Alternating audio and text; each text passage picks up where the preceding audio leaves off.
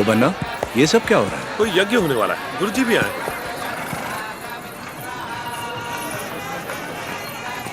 प्रणाम गुरुदेव। आयुष्मान भव। सीमा में अकाल पड़ा है, वर्षा के लिए यज्ञ करना होगा। चलो, जैसी आपकी आज्ञा। तैयार हो जाओ। नरसिम्हा, जी माँ। ये वस्त्र पहन लो। ठीक है माँ। बोल ना। आप बोलिए ना। नहीं नहीं, तू बोल। माँ, हाँ, कुंवारे पुरुषों को तो यज्ञ नहीं करना चाहिए ना, तो फिर मैं कैसे? तुम्हारा विवाह बचपन में हो चुका है, सिद्धमा के साथ हो चुका है नरसिम्हा।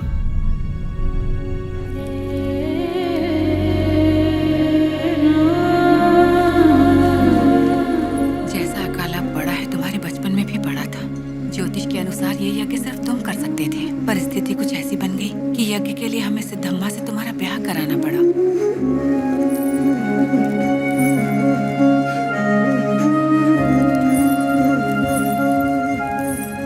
यज्ञ की खातिर हमने ये सब कर तो दिया, फिर पता चला तुम्हारी कुंडली में दोष है। तुम और तुम्हारी पत्नी 24 वर्षों तक एक दूसरे को देख नहीं सकते थे, वरना तुम्हारे प्राण संकट में आ जाते। तो हमें तुम दोनों को अलग करना पड़ा।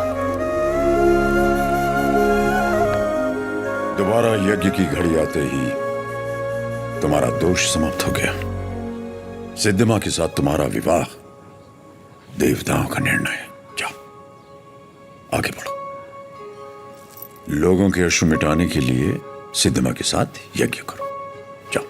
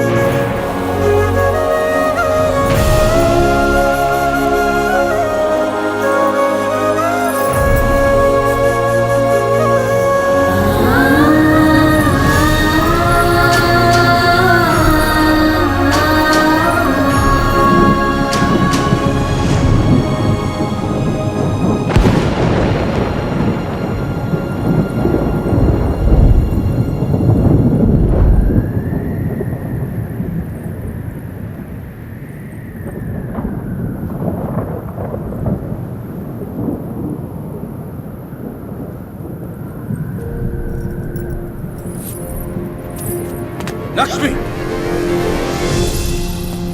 तुम अपने आप को मृत्यु दंड क्यों दे रही हो? अपराध तो मुझसे हुआ है, तो मुझे दंड दो। ये सब सहने की ताकत नहीं है मुझ में। ये मेरे साथ ही क्यों होता है? हमारे माता पिता तो ईश्वर चुनता है, अपना सुहाग तो मैं खुद चुन पाती, लेकिन मुझसे ये अधिकार भी छीन लिया गया।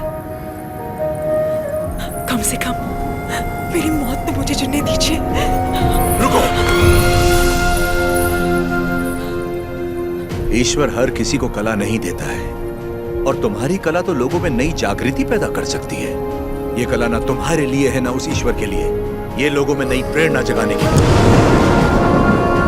तुम्हें अपने प्राण देने का कोई अधिकार नहीं। मर के जब हम ईश्वर के पास जाएं तो हमें इस लायक होना चाहिए कि उससे आंखें मिला सके, गर्व से कह सके कि हम मरने से पहले जी भर कर जिए, आखिरी सांस तक जिए। हर जीवन का एक प्रयोजन होना चाहिए, बल्कि हर मृत्यु एक नए जीवन का शुभ आरंभ होना चाहिए। जिस दिन अपने जीवन का लक्ष्य पा लिया, उसी दिन अपनी मृत्यु का उद्देश्य भी पा लिया।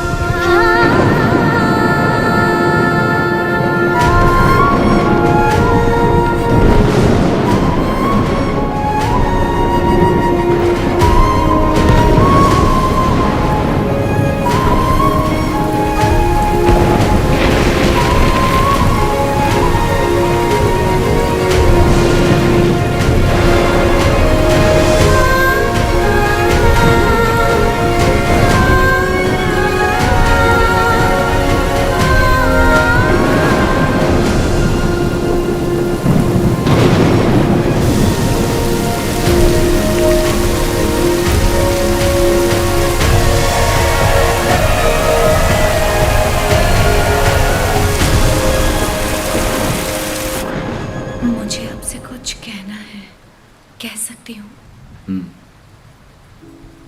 ये ब्याह आपकी इच्छा से नहीं हुआ है ना? बचपन का ब्याह है, इच्छा अनिच्छा का सवाल ही कहाँ होता है।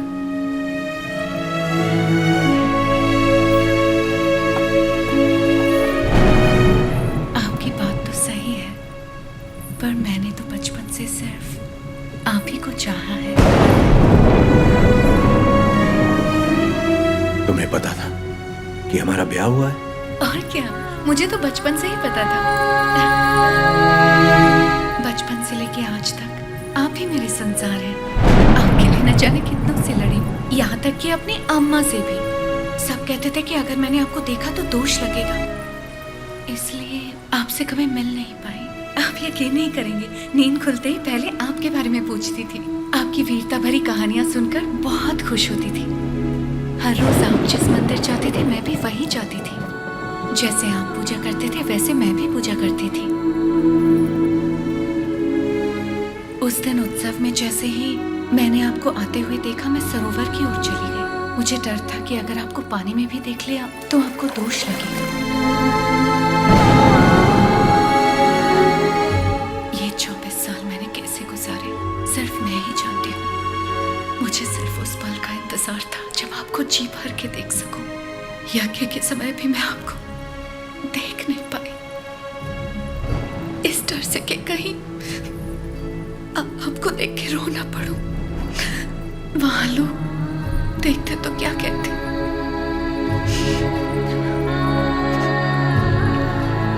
आप कहे तो आप देख लो।